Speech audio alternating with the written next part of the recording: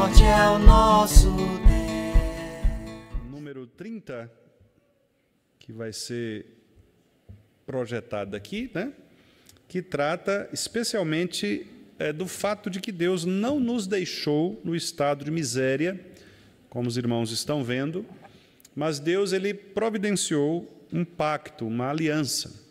Então, nós adiantamos na semana passada, no estudo passado, adiantamos algumas questões, lemos os textos, adiantamos algumas questões, e hoje eu vou falar com os irmãos sobre estas questões da aliança, né? Quais foram estas alianças e o que elas significam nesse mundo evangélico ou nesse mundo cristão, comparando o Antigo com o Novo Testamento. Claro que será apenas uma introdução. Quando nós chegarmos lá na Confissão de Fé, na Escola Dominical, que nós estamos tratando, né, Deus nos permitir, nós chegarmos a este ponto, nós vamos aprofundar um pouco mais, porque o texto da Confissão de Fé é, de fato, mais profundo. Então, aqui, como os irmãos estão acostumados, nós fazemos uma introdução e depois vamos trazendo outros aspectos, né, de maneira a evitar que fique repetitivo, mas, ao mesmo tempo, tentando acrescentar aqui e ali, né, alguma informação diferente.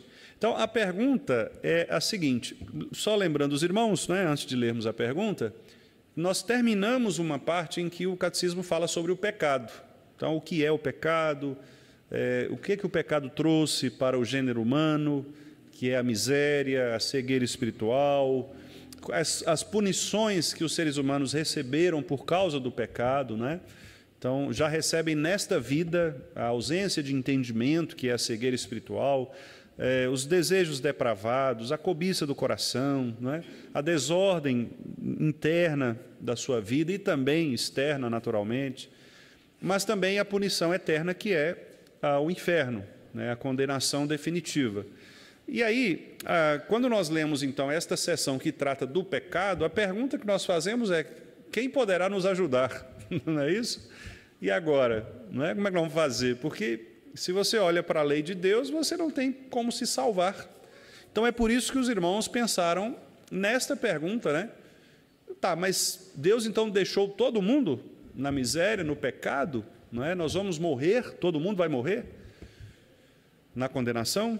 Não é? E aí, a resposta é exatamente esta que os irmãos de Westminster nos ofereceram, quando eles disseram que Deus não deixa todos os homens perecer no estado de pecado e miséria, não é? Naquele estado em que eles caíram por causa da violação do primeiro pacto. Então, aqui é a primeira vez que aparece no catecismo esta palavra, a palavra pacto, que daqui a pouquinho eu vou mostrar para os irmãos ali alguns conceitos, né, do que a gente entende por pacto, que é mesmo um acordo, uma aliança, um contrato.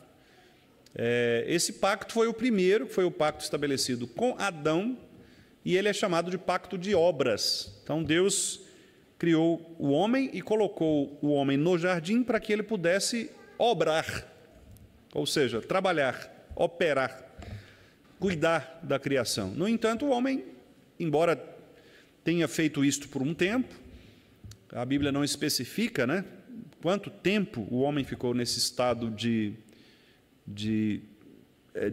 cumprir, de obediência, cumprindo a ordem de Deus, mas o fato é que, em algum momento, ele, então, recebendo a ordem de Deus para não usufruir daquele prazer específico que era comer do fruto, ele, então, desobedeceu a Deus e caiu, né? Então, ele quebrou esse pacto de obras, ou seja, ele quebrou a obediência. E aí eu volto a falar com os irmãos aquele conceito de boas obras. E eu insisto nisso porque é muito comum na nossa cultura as pessoas acharem que boas obras têm a ver com prática social, né? Mas não é isso que a Bíblia fala. A Bíblia fala que boa obra é a obediência à palavra de Deus. Então, se você obedece à palavra de Deus, você está fazendo uma boa obra.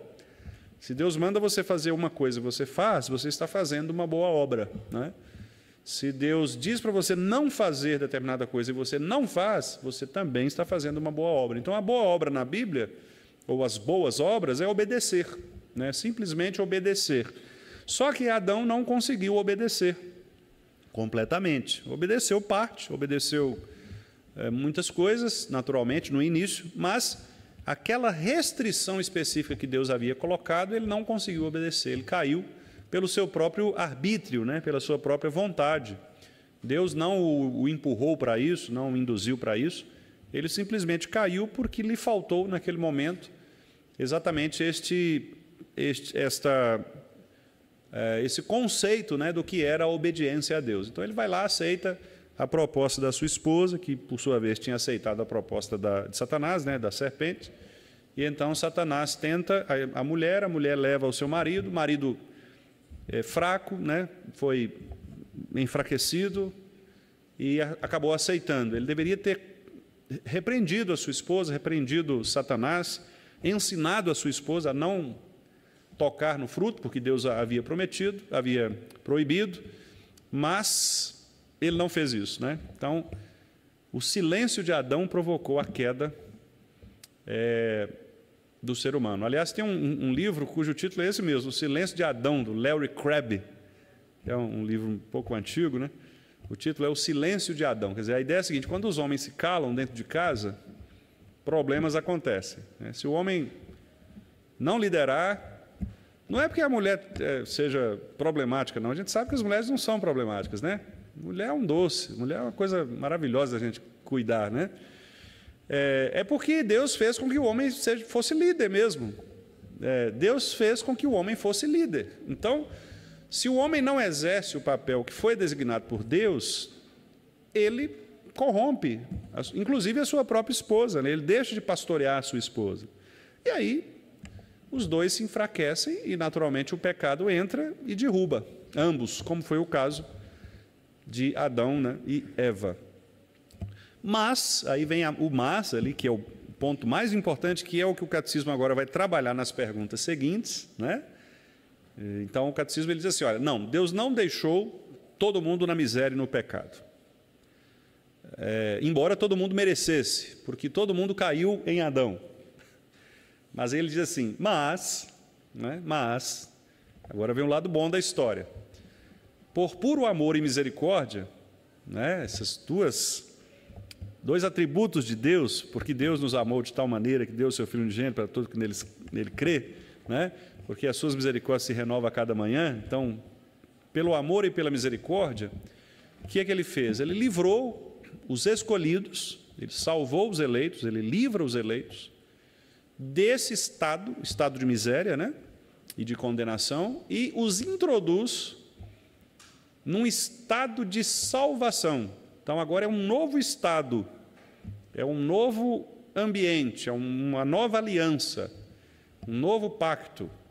E esse pacto, ele é chamado de segundo pacto, ou pacto da graça. Então, nós temos aqui duas alianças, né, dois pactos, claramente duas alianças. Uma aliança construída com base nas obras, na obediência, e uma aliança construída com base na graça, que também continua sendo obediência. Mas agora essa obediência, ela não é mais exercida por um ser humano comum, porque o ser humano comum, ele nasce em pecado e ele não tem mais condições de obedecer integralmente à ordem de Deus. Então foi necessário que houvesse um ser humano perfeito. E esse ser humano perfeito foi Cristo. Então Cristo, ele cumpre o pacto da obra que Adão não cumpriu, por isso ele é chamado de segundo Adão, lá por Paulo, porque este segundo Adão, este segundo homem perfeito, ele não cairia na tentação de Satanás, como Adão caiu, e ele obedeceria 100% à lei de Deus. Ele cumpriria integralmente a lei de Deus, indo à cruz. Então, em Cristo, todos aqueles que creem nele, agora recebem, por causa dele, a obediência que nós deveríamos ter realizado. Correto? Então, este é o caminho. Adão, o nosso representante, não cumpriu porque ele caiu, não foi perfeito. Então, todos nós merecemos a condenação. No entanto, por causa do amor e da misericórdia, Deus manda o seu Filho, que é o homem perfeito, para obedecer perfeitamente, coisa que Adão não fez. Cristo obedece perfeitamente. E agora, nele, não mais em Adão, mas em Cristo, nós recebemos uma nova aliança, novo pacto. Então, são esses dois pactos, essas duas alianças, que nós temos claramente mostradas nas Escrituras Sagradas, né? E aí, meus irmãos, o que significa aliança? Eu vou trazer aqui para os irmãos, inclusive algumas projeções que eu vou colocar aqui, algumas recortes, né? São deste bom livro, publicado pela editora Vida Nova, que é O Reino de Deus através das Alianças de Deus, de dois autores, o Peter Gentry e Stephen Whelan. Um livro muito interessante, né, em que trata sobre a questão das alianças. E aqui, então, eles definem aliança da seguinte maneira. Aliança, no sentido normal, é um relacionamento deliberado, ou seja, nós podemos usar a metáfora do casamento, né?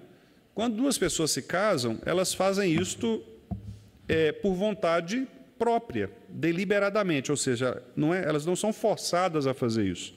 Pelo menos não é isso que se espera, né? As pessoas fazem de livre vontade, elas contratam um relacionamento. Contratar no sentido positivo do termo. Você não conhece totalmente a outra pessoa não te conhece totalmente, mas vocês entram num relacionamento pactual. Ou seja, vocês têm combinados, vocês têm contratos, vocês estabelecem uma relação de cá e uma relação de lá. Ou seja, não são mais duas pessoas isoladamente, mas agora são duas pessoas que vivem um acordo específico para essas duas pessoas, né? As duas pessoas se relacionam e elas constroem um ambiente comum. Daí a ideia de que os dois vão se tornar uma só carne, né? Então, é um relacionamento deliberado, distinto do natural, ou seja, não é um relacionamento natural qualquer, mas ele é diferente porque ele envolve, dizem aqui os autores, citando um outro autor, que envolve obrigação sob juramento. Então, no casamento, você jura, não é? Jura, promete, você estabelece um contrato com a outra pessoa e você promete àquela pessoa algumas coisas, né? Você promete e aquela pessoa ela entra num acordo com você, crendo, acreditando na sua lealdade, na sua fidelidade. Então, por exemplo, o marido, quando ele entra num relacionamento, ele embora talvez ele não diga isso no momento do casamento, né, em si, mas obviamente está muito claro ali que o marido ele vai ser o líder, ele vai governar, especialmente se for um ambiente cristão, né? O marido sabe disso e a esposa espera por isso, porque ela conhece a Bíblia, ela sabe o que a Bíblia fala a respeito do marido. Então a esposa espera que o marido exerça o papel de marido, dando a ela a liderança espiritual, a liderança do lar, fornecendo a ela um ambiente propício, agradável, seguro, não é? De maneira que esta mulher não sofra com preocupações, com abalos, com sofrimentos que são típicos daqueles que estão na guerra, né? Quando você está na guerra e você está na linha de frente, você protege, não é, aqueles por quem você está lutando. Você não quer que o tiro, o míssil, né, que o exército inimigo atinja aquelas pessoas, aquela região. Então você se põe ali como guarda, não é? Então a esposa espera isso e ao mesmo tempo o marido espera da esposa também neste acordo aquilo que as Escrituras orientam, né? Que é uma pessoa conselheira, uma pessoa amiga, uma pessoa que vai acompanhá-lo, que vai ajudá-lo na administração da casa, não é?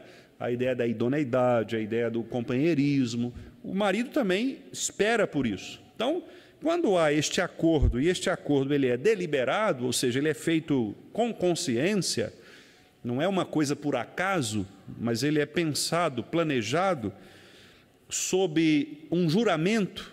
Então, as pessoas juram diante de Deus, diante das testemunhas, entre elas próprias, né, certas obrigações. Então, isso nós chamamos de aliança, isso nós chamamos de pacto. Os autores citam aqui também um outro autor, que é o Daniel Lane, que ele diz um pouco maior, né, a sua definição, mas também na mesma linha. Ele diz o seguinte, que a aliança é um acordo permanente. Então, esta é uma distinção de um acordo comum e de uma aliança, não é? Essa aliança ela é permanente, que define um relacionamento entre duas partes e implica uma ou mais obrigações impositivas e solenes, especificadas de pelo menos uma das partes para com a outra. Né? Então, você tem uma relação de obrigação de um para com o outro, obrigações que são impositivas. Ou seja, o que é isso? Eu cumpro minha parte, você cumpre sua parte. Então, há uma imposição, não é? De modo que, se um quebrar o acordo, o outro tem o direito, não é, adquirido pela quebra do seu parceiro, ou daquele com quem ele relaciona, de, por exemplo, romper com aquele acordo, né? Quebrar aquele acordo. Firmado sob juramento, então veja que a ideia de juramento ela está muito presente nessa questão da aliança, sob a ameaça de maldição divina e ratificado por um ritual visual. Esse é um aspecto interessante, esta ideia do ritual visual, que é o que acontece no casamento, né? Quando, por exemplo, a gente usa essas alianças, que geralmente os casados utilizam, né? Essa aliança ela é um ritual visual, é um símbolo. Obviamente, não é isso que faz o casamento ser casamento, mas à medida que você utiliza e você mostra publicamente às pessoas, o que você está fazendo? Você está construindo um ritual visual. As pessoas veem, elas olham. Então, elas associam, né, este objeto com o que ele significa. A mesma coisa é na cerimônia do casamento. Aquelas palavras que muitas vezes são colocadas ali, que acabam virando até, infelizmente, né, para alguns, acaba virando só uma coisa mecânica, né, repetitiva, porque tem que fazer. Mas aquilo ali, embora nós não creiamos que casamento seja sacramento, né, como os católicos creem, nós não cremos nisso, mas nós cremos que há um pacto, cremos que há um juramento, cremos que há uma aliança que está sendo estabelecida ali entre essas pessoas. E por isso mesmo, toda aliança ela deve ser feita com solenidade, com juramento. Isto vale também, por exemplo, para pessoas que professam sua fé. As pessoas que professam sua fé publicamente, elas fazem isso, né? Quando vem alguém aqui à igreja e o pastor pergunta, né, você crê nas Escrituras Sagradas, que elas são palavra de Deus, Antigo e Novo Testamento, tal? Sim, creio. Então, ele está publicizando isso. Se amanhã ou depois ela começar a questionar, dizendo, eu não sei se Gênesis ali de fato é aquilo, eu tenho dúvida se Deus criou o mundo em 6 dias, aí você fala, mas então o seu juramento ele foi quebrado, né? Você promete ser fiel à liderança da igreja, prometo. Aí, de repente, você vê a pessoa quebrando isso com, por exemplo, rebeldia contra a liderança, né? Eu prometo sustentar a igreja moral e financeiramente, participando de suas atividades. Aí você vê a pessoa não sendo dizimista, não ofertando, não sendo frequente à igreja. Quer dizer, ela está quebrando um juramento. E se ela quebra de um lado, quem impõe o juramento está livre para exercer o seu papel de também quebrar do seu lado. Ou seja, por isso que há o que nós chamamos de excomunhão. O que é excomunhão, né? É você entrar num processo de disciplina, dizer o seguinte, olha, você prometeu naquele dia solene, diante de Deus e diante das pessoas, que você faria isto. Mas nós percebemos que durante um bom tempo você não tem feito isto.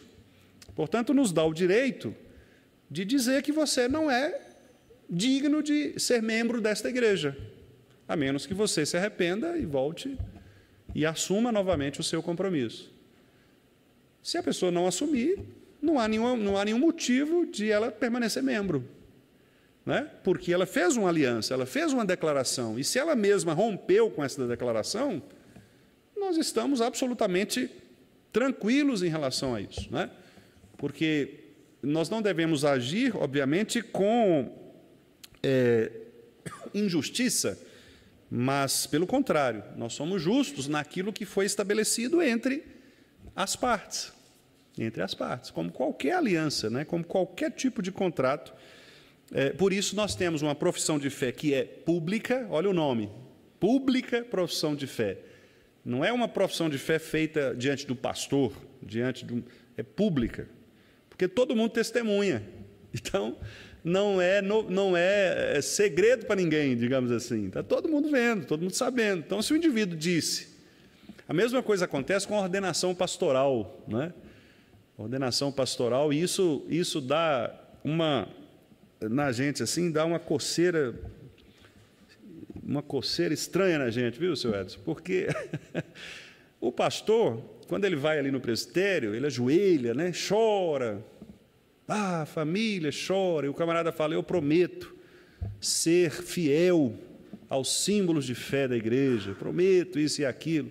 Na primeira hora que o cara está pastoreando, ele está ensinando bobagem, está falando mal da confissão de fé, falando que quem ensina a confissão de fé é neopuritano.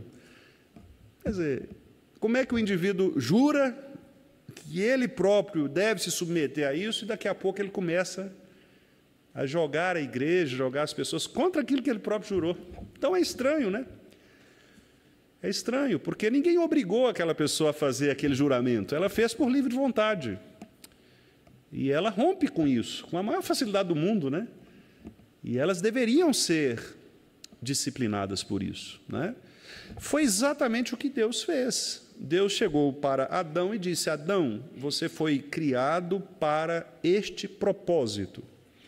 Você pode fazer tudo o que está estabelecido neste propósito.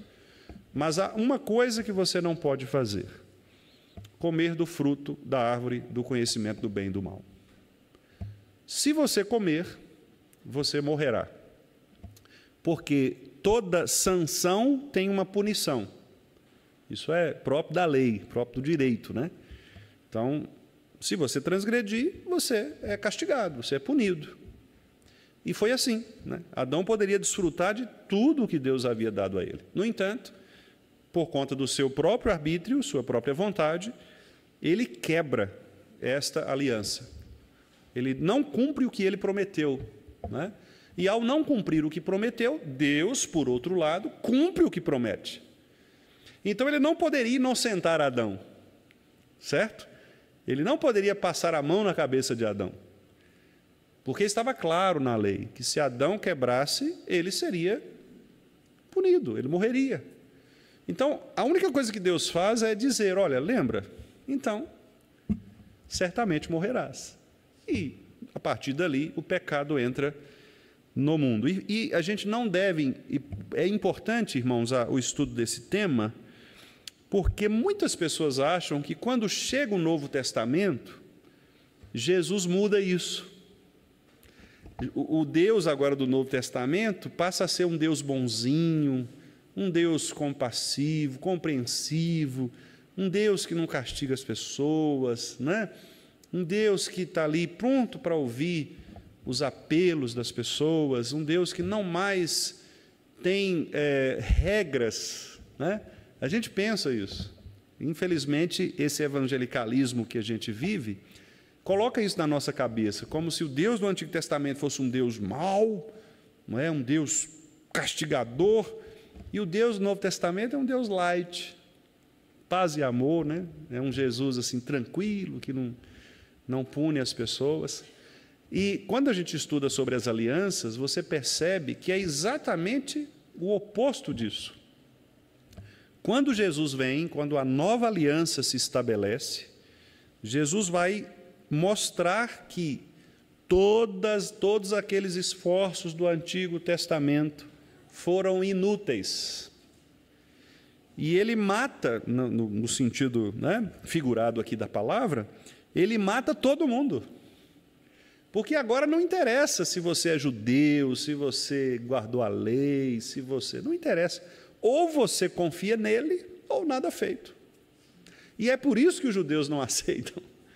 Porque os judeus tinham aquela ideia de que não, mas nós fizemos por merecer, eu fui fiel, eu era fariseu e tal, eu era dizimista, eu evangelista, tinha um tanto de qualidades. Mas Jesus falou, olha, tudo bem, mas, embora Adão tenha cumprido muita coisa, ele quebrou o principal, e é igual você. Com certeza você pode ser o melhor judeu que existe, mas em algum momento você quebrou algum ponto da lei. E quem quebra um ponto da lei, quebra toda a lei. Então, ou você confia em mim, no pacto da graça, ou você está debaixo da maldição da lei. Esse termo os irmãos conhecem, que Paulo usa lá em Gálatas, né? Aqueles que estão sob a maldição da lei. O que é a maldição da lei? É isto, porque a lei não pode salvar, mas a lei condena. Pela lei nós não somos salvos, nós somos condenados, porque a lei aponta a nossa miséria. E aí, quando nós olhamos para a lei, nós precisamos ver uma solução, e a solução é Cristo, porque Cristo foi o único que cumpriu a lei. Então não adianta a gente correr para lá e para cá, não adianta a gente fazer esforço, tem que olhar para Cristo. Esse é o princípio, né? Então, de certa maneira, Cristo, entre aspas, ele piora a situação. Porque se antes o judeu estava achando que ele poderia chegar fácil até aquela pessoa que chega até Jesus e diz assim, né? O que eu tenho que fazer para ser salvo? Jesus falou, é fácil, basta você cumprir os mandamentos. Aí ele falou, isso aí eu faço desde criança. E Jesus falou, então tá bom, então você está salvo. Só que a consciência do cara pesou, porque ele sabia que não era assim, né? E aí ele questiona Jesus, né? Mas peraí, o senhor falou aí de amar a Deus, isso aí é tranquilo. Amar a Deus sobre todas as coisas é de boa. Mas e o próximo? Aí Jesus entra com a parábola do samaritano, né? Então tá, você quer saber quem é seu próximo? Aí ele monta todo aquele cenário para apontar o dedo para aquele conhecedor da lei, para dizer, olha, não adianta, você pode conhecer a lei, você pode achar que obedece à lei, mas em algum momento você quebra essa lei. E onde é que Jesus pegou o problema daquele indivíduo? No coração. Porque Jesus foi exatamente no preconceito dele com relação ao samaritano, né? Jesus foi na ferida dele. Então, o que significa ir na ferida? O que significa pôr o dedo na ferida, né? Que é uma expressão que a gente costuma usar quando a gente vai tratar de casos complicados. É exatamente isso, é você tratar do problema. Não é você ficar na periferia, é você tratar do problema. E o problema qual é? O coração. Os nossos pecados, meus irmãos, não são... todo o pecado, ele provém de um problema no coração. Lembra do que Jesus falou? É do coração que procedem os maus desígnios. Então, quando a pessoa ela peca, qualquer pecado que seja, você pode imaginar aí qualquer pecado, a raiz desse pecado está no coração. Sempre. É o coração, é o ídolo que está no coração. E muitas vezes esse ídolo, ele é um ídolo pequenininho no sentido da ocupação que ele tem no ambiente do coração, mas ele é o que define todo o resto. Então, uma pessoa, por exemplo, o orgulho de uma pessoa, a vaidade de uma pessoa, a arrogância de uma pessoa, do ponto de vista espiritual, a pessoa, muitas vezes, ela se mostra prestativa. Vocês já viram gente assim? Gente que é muito prestativo? Gente, é muito prestativo. A pessoa faz tudo. É aquela pessoa pau para toda obra, né? Como a gente costuma dizer. Mas aí, um belo dia, essa pessoa está fazendo, e alguém esquece de agradecer essa pessoa pelo que ela fez. E aí ela fala assim, ela fica um pouco triste, um pouco abatida, e você fala, o que foi, fulano? Sabe, dona Beth, a gente faz tudo aqui por essa igreja, ninguém agradece a gente. Qual o problema? Coração. O que ela queria ouvir é, você é bom mesmo. Valeu, obrigado. Olha, vamos colocar um altar aqui, um para Jesus, outro para Moisés e outro para você. É o coração, percebe? Aquela pessoa que você tem uma qualidade, mas tem um problema ali. É o coração. É o coração. Então, e veja, isso todos nós somos assim. Todos nós. Porque todos nós somos pecadores. Então, eu tenho também os meus pecados, coisas que Deus precisa tratar no coração. Tenho, claro. E às vezes eu não percebo, não sei. Por isso que Davi diz, né, absolve-me das faltas que me são ocultas. Porque tem coisa que você não percebe. E às vezes Deus tem que usar um irmão para fazer você ver o seu pecado.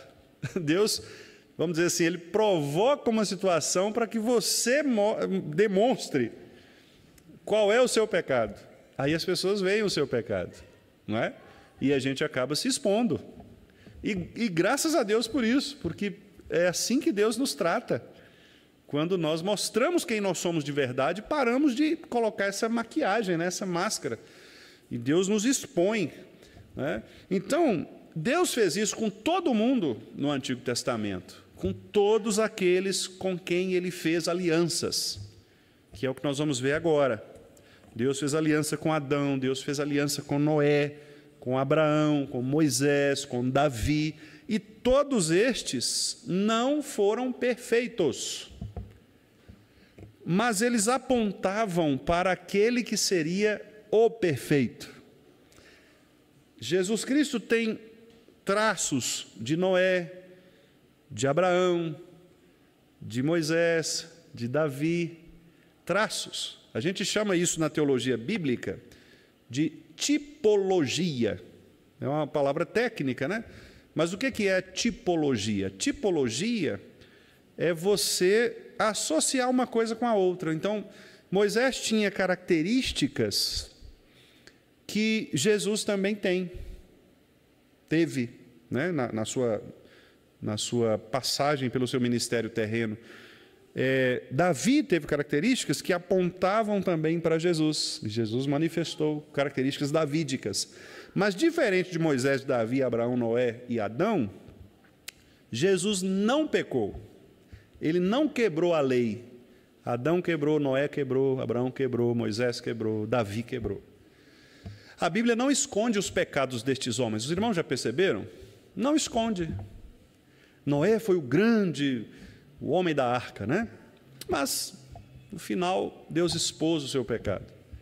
Abraão, também o grande patriarca. Deus mostrou que ele era pecador, de vez em quando dava uma mentirinha ali aqui para ficar bem, ele não confiava, né, bem não dá um jeito aqui.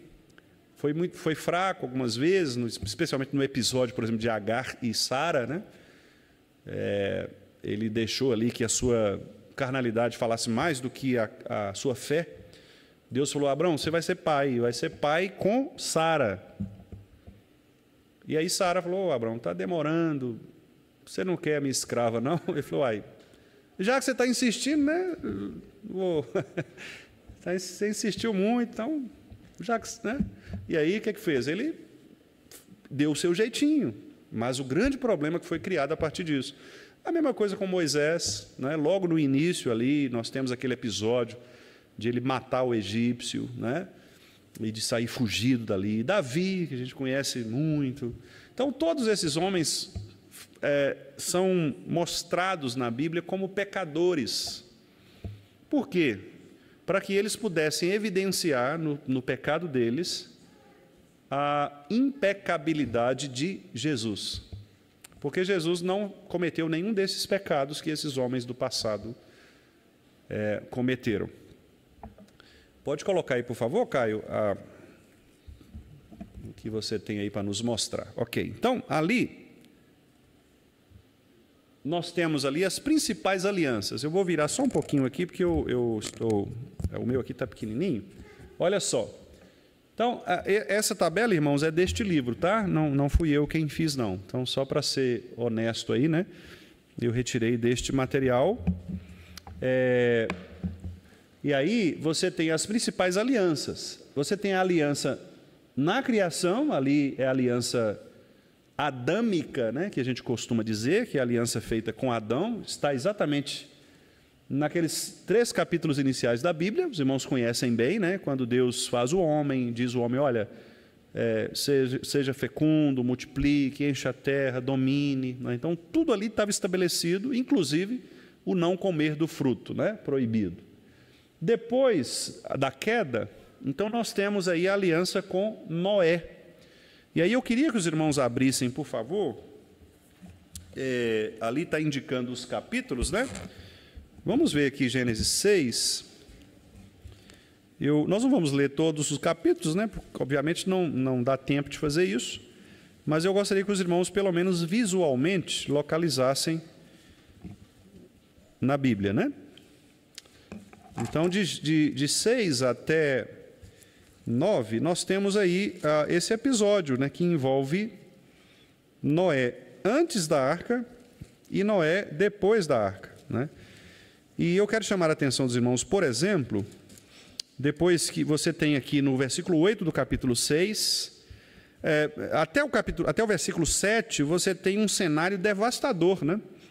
Diz aí o versículo 1 que os homens tinham se multiplicado, ou seja, tinha muita gente na terra, né? Homem aqui no sentido geral mesmo, a população tinha crescido muito, né? E você tinha agora essa diferença de sexos, homens e mulheres, né? Tinham filhas.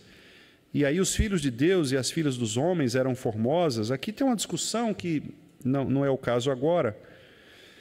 Mas o fato é que esses homens, eles começaram a agir com pecado, né? Diz o versículo 5, que a maldade cresceu, porque a maldade está no coração. Veja aí, o final do versículo 5. O intento desses homens era continuamente mau, o desígnio deles, porque vinha do coração, né? O coração deles era mau. Então Deus resolveu destruir tudo. E aí o versículo 7, né, diz: eu farei desaparecer.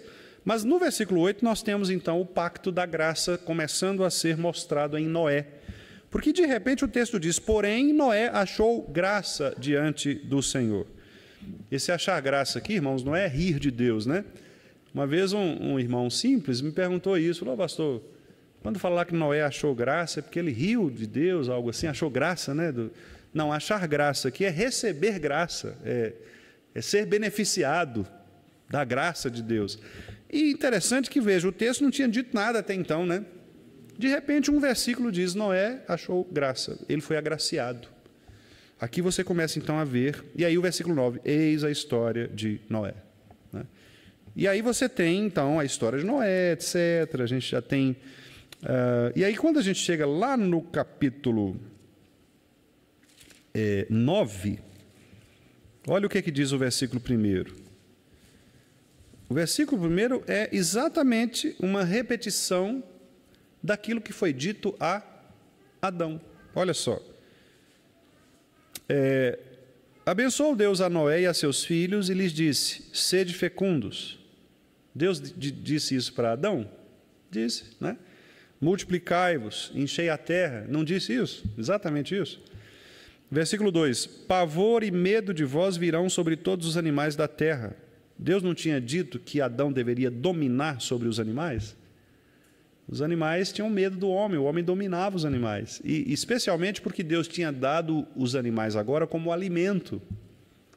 Então, até por uma questão de caça, os animais não poderiam ser tão violentos a ponto de o homem não conseguir pegá-los, né? Dominá-los. Então, claro que havia animais muito grandes, né? Como os dinossauros, por exemplo, os grandões, né? Que foram exterminados com o tempo, né? Com o passar do tempo. Mas eles existiram e mesmo assim o homem, até então, não é, antes da queda, se relacionava bem com eles. Depois da queda, eles começaram a ficar violentos. Mas o homem tinha recursos para dominar esses animais, mesmo os mais perigosos, mesmo os maiores, mesmo os mais violentos, né? E olha só o que diz aí: tudo que se move sobre a terra, todos os peixes do mar, nas vossas mãos serão entregues. Foi exatamente o que Deus disse, né, para Adão lá no início. O versículo 7 reafirma, né? Sede fecundos, multiplicai-os, povoai a terra, multiplicai-vos nela. O que é acrescentado aqui agora é a chamada pena de morte, que aparece aí no versículo 6, né? Se alguém derramar o sangue do homem, pelo homem se derramará o seu, porque Deus fez o homem segundo a sua imagem. Aqui é quando aparece, então, a proteção da vida. o desejo de Deus de que a vida seja preservada. É o não matarás, né? Você deve preservar a vida, portanto, se alguém tirar a vida de maneira deliberada, este alguém também deve ser punido com a sua própria vida. E aí, no versículo 9, nós temos: eis que estabeleço a minha aliança convosco. E continua, né? Versículo 11: estabeleço a minha aliança convosco. Versículo 12: este é o sinal da minha aliança. Versículo 13: será por sinal da aliança. 15: me lembrarei da minha aliança.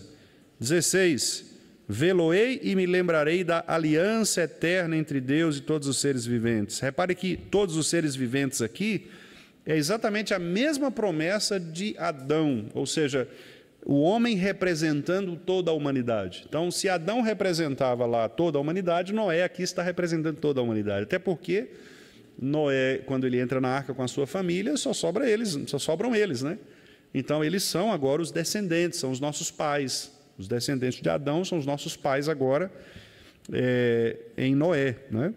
Versículo 17: este é o sinal da aliança. Então, os irmãos podem ver, eu estou fazendo assim apenas uma leitura bem rápida, né? Mas os irmãos podem ver quantas e quantas vezes o texto usa esta expressão aliança, que é o pacto, né? Esta aliança que foi feita, Deus estabelece. Repare que está sempre na primeira pessoa. Eu estabeleço, eu farei, né? Eu vou cumprir, eu me lembrarei. É Deus falando. Por quê? Porque lá em Adão não cumpriu a parte dele. Então Deus deixou de confiar no homem. Quer dizer, claro que isso é um sentido, é uma forma de nós nos referirmos, né? Não que Deus confiasse e foi traído pelo homem. O que eu quero dizer é que agora, com a queda, o homem não tem mais o que Adão tinha, que é o livre-arbítrio. Então, agora o homem está inclinado para o mal mesmo. Então, por isso, Deus não vai confiar nele mais, porque o homem não tem mais poder de decisão, ele vai quebrar a aliança. Então, por isso, Deus está chamando para si o compromisso. Eu estabeleço, eu me lembro, eu vou cumprir, eu vou chamar, né? E Deus chama, então, Noé para fazer parte desse novo caminho, dessa aliança. Depois, uma aliança também bastante famosa, né? Podemos dizer assim, é a aliança com Abraão. E aí nós temos lá, no capítulo 12, né? Texto que os irmãos conhecem muito também, bastante citado, né? Quando Deus chama Abraão para sair da terra dele, da parentela dele, ele diz: de ti farei uma grande nação, e te abençoarei e te engrandecerei o nome. Sê tu uma bênção. Abençoarei os que te abençoarem, amaldiçoarei. Veja que Deus está sempre falando em primeira pessoa, né? Eu vou fazer isso, independente do que Abraão fizesse. Deus está dizendo: eu vou fazer, eu vou cumprir, eu vou estabelecer, né? Sempre Deus chamando para si agora esse cumprimento da promessa, porque o homem não tinha mais condições de fazê-lo, né? Adão tinha, por causa do seu arbítrio, mas depois que ele caiu e quebrou a aliança, todos os descendentes de Adão passaram também a ser quebradores de aliança, né? Frustraram o pacto. Então, não há mais em quem podemos confiar, muito embora Deus chame para si estas pessoas para que elas possam representar este pacto, né, estabelecido entre ele e o seu povo. Depois nós temos ali, em Êxodo, nós temos o Sinai, ali já temos com Moisés e o povo, né, que é a chamada aliança mosaica ou sinaítica, né, se referindo ao Sinai. Vamos ver lá o Êxodo 19, que é exatamente aquele texto, né, em que Deus convoca o povo e traz manda Moisés chamar o povo, né, para estabelecer com esse povo uma aliança. Olha o versículo 5 do capítulo 19. Agora, pois, se diligentemente ouvirdes a minha voz e guardardes a minha aliança. Veja que Deus está sempre dizendo em primeira pessoa, minha aliança. Sou eu quem faço, sou eu quem estabeleço, né? Então sereis a minha propriedade peculiar dentre todos os povos, porque toda a terra é minha. Vós sereis reino de sacerdotes, nação santa. Então Deus chama Moisés agora para, por meio de Moisés, estabelecer com o povo de Israel o que nós estamos vendo aqui, uma aliança. E ele faz isso, então, no capítulo 20, dando a lei, e fazendo com que, por meio desta lei, o povo possa se aproximar dele nesse relacionamento. Não se esqueçam de que aliança é relacionamento. Então, quando Deus dá a lei, Deus quer que nós nos relacionemos com ele por meio desta lei. Só que esta lei agora não é mais a lei como era para Adão, porque em Moisés não se espera que o homem seja suficientemente capaz de cumprir a lei. Deus sabia disso. Então, é por isso que, infelizmente, essa visão legalista, né, que há em muitos evangélicos, ela mata a igreja. O que é uma visão legalista? É a visão de que a lei está aqui e de que a lei ela tem que ser cumprida integralmente porque nós vamos para o céu se a gente cumprir essa lei. Não, nós sabemos que não é para isso que a lei está aqui. A lei está aqui agora para que eu possa confiar na aliança que Deus estabeleceu comigo por meio desta lei, de modo que quando eu cumpro a lei, quando eu obedeço a Deus, não matando, não adulterando, não furtando, não dizendo falso testemunho, não roubando do Senhor o sábado, o dia dele, né? Quando eu não coloco um outro Deus além do Senhor, quando eu não tomo o nome de Deus em vão, quando eu honro os superiores, eu faço isso agora baseado não num sistema legalista de que se eu cumprir isso eu vou para o céu, mas eu faço isso agora crendo que ao fazer eu amplio o meu relacionamento com Deus. Eu me torno mais íntimo do Senhor, mais próximo do Senhor. Porque a lei agora não me afasta de Deus, ela me aproxima. Certo? A lei não me afasta de Deus, ela me aproxima. Então, nós não somos legalistas, mas também não somos antinomianos. O que é isso? Contra a lei. Não tem gente que acha que é contra a lei do Novo Testamento? Não, nós não vivemos debaixo da lei, nós vivemos debaixo da graça. Aí pega esse versículo para fazer o seguinte, debaixo da graça você pode fazer o que você quiser, onde há o Espírito do Senhor, aí há a liberdade. Não tem gente que fala isso? Então você pode pular, plantar bananeira, pode falar o que você quiser, porque... Não, está tudo errado. Quem vive pela graça, quem é guiado pelo Espírito, obedece à lei. Porque agora essa pessoa não mais vê a lei como punitiva, mas ela vê a lei como uma maneira de se relacionar com o seu pai. É mais ou menos o seguinte, vamos supor um filho sem limites, sem limites. E Salomão diz lá em Provérbios que um filho sem limite, ele envergonha os seus pais, né? Envergonha mesmo. Um filho sem limite, ele envergonha porque ele... né? Quando os pais colocam limites, os filhos tendem a admirar mais os seus pais. Os irmãos devem ter experiências disso. Porque o filho vai pensar, meu pai está preocupado comigo, minha mãe está preocupada comigo. Mesmo que ele não goste na hora, esperneie, tal, dê birra, é normal, porque Paulo diz lá que a disciplina no primeiro momento, ela, né?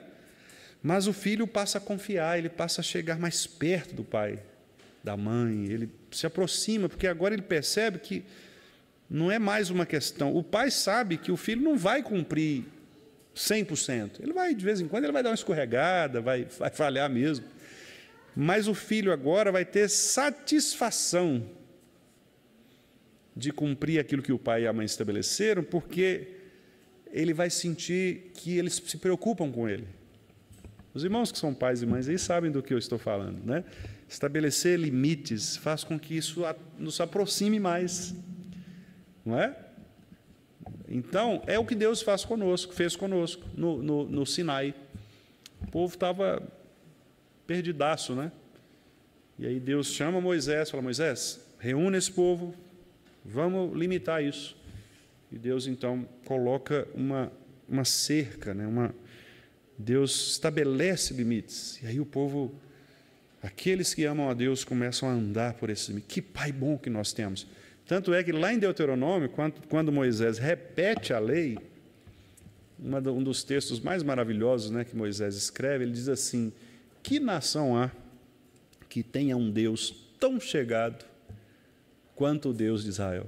Qual outra nação tem estatutos e juízos tão justos? Outra nação que tenha isso mais do que a nossa nação, mais do que Israel? E a resposta é não, né? Não tem um Deus que é tão próximo, não tem uma outra nação que... Por quê? Porque Deus, quando estabelece a lei, Ele traz o povo para si, né? E para concluir, irmãos, nosso horário aqui já está apertado, logo em seguida nós temos Davi, né? E aí a gente pode abrir ali no Salmo 89, para os irmãos acompanharem aqui, Salmo 89. Davi, né, que a gente vai ver também um pouco disso. Eu vou, meus irmãos, se Deus permitir, expandir um pouco, né, de cada um destes aqui. Então, hoje é só uma introdução mesmo, né, para dar uma ideia bem geral, mas com a graça de Deus eu pretendo trabalhar cada uma dessas alianças, claro que não exaustivamente, mas pelo menos para que os irmãos percebam essa sequência, né, da revelação bíblica e o quanto isso é impactante, né, para nós hoje na nova aliança. Olha só o Salmo 89, por exemplo, o versículo 3: fiz aliança com o meu escolhido e jurei a Davi, meu servo. Aqui é um salmo de Etã, né? Não é um salmo de Davi. Então, Etã está aqui agindo como um profeta de Deus e apontando aqui aquilo que foi estabelecido lá em 2 Samuel 7, que é esse texto aí. Então, Etã, ele pega um evento histórico, né, que está narrado lá em 2 Samuel 7, e mostra que Deus estabeleceu um pacto com Davi. E olha só o pacto que Deus estabeleceu, versículo 4. Para sempre. Então, veja que a aliança do Senhor, ela é eterna, né? Jeremias fala sobre isso, uma aliança eterna. Uma aliança eterna, né, para sempre. Estabelecerei a tua posteridade. Então, não era só para Davi, é a história de Davi, o legado de Davi, ou seja, todos aqueles que estivessem em Davi, fossem filhos de Davi. Como é que Jesus é chamado no Novo Testamento? Filho de Davi. Porque a posteridade está aqui, né?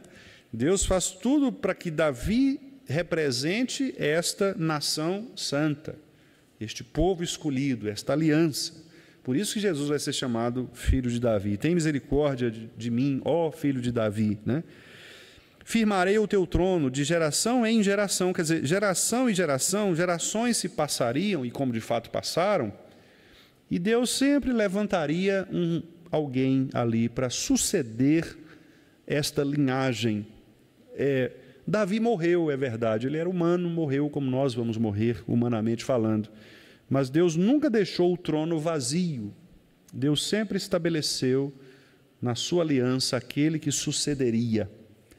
Ou seja, até que chegasse a Jesus Cristo. E por isso, lá na genealogia de Jesus, você vê lá no final, né, aqui em Mateus, por exemplo. Vamos ver aqui. Deixe-me ver se... Isso, Mateus, né, capítulo 1. Então, livro da genealogia de Jesus Cristo, filho de... Como está aí? Mateus 1, filho de Davi. Percebe? Então, é o primeiro nome que é mencionado. E, curiosamente, como os irmãos estão vendo ali, é exatamente a aliança que antecede a nova aliança. Então, o Novo Testamento associa Jesus Cristo a esta última aliança, porque depois de Davi não teve. Por isso que Davi foi quem foi.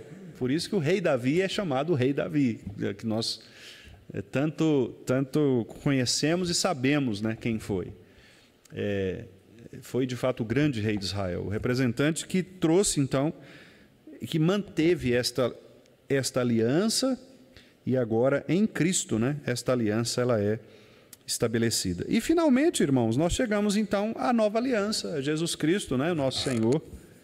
E ali você tem, curiosamente, os textos são do Antigo Testamento, exatamente para mostrar que no Antigo Testamento já se falava de Jesus Cristo. Então, o judeu, ele não tem desculpa para dizer, não, nós não sabíamos, ninguém falou conosco. Não, os profetas estavam lá falando, né? Vamos pegar aqui como exemplo Isaías 54. Isaías 54, né? Como exemplo ali. Então, aqui em Isaías 54, nós temos, especialmente na parte... Olha só, no versículo 9 diz assim, porque isto é para mim como as águas de Noé. Olha só, Isaías está falando aqui depois de muito tempo, né? Muito tempo. Eu cometi uma falha aqui de não fazer esse cálculo de anos aí. Não vou me arriscar aqui a chutar para não dar uma informação errada, mas Isaías está muito distante de Noé, muito distante, né? Mas ele usa Noé porque é uma aliança noética, né, que está aqui. E pois jurei que as águas de Noé não mais inundariam a terra. Então isso mostra a aliança, né, que foi feita.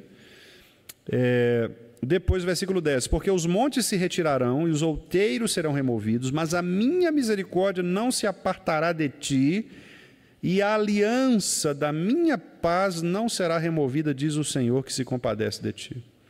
E aí agora nós temos a promessa daquele que virá, né?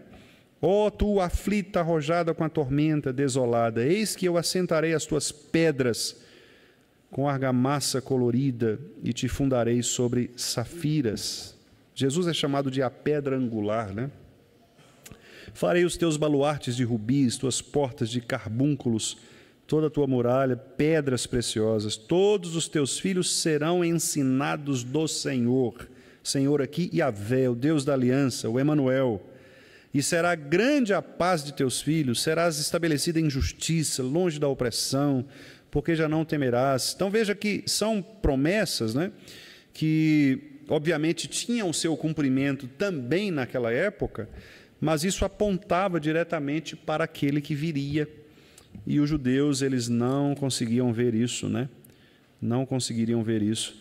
E essa seção de Isaías, inclusive, 53, que a gente conhece, talvez seja mais conhecido nosso, né? Isaías 53, que é o chamado servo sofredor, né?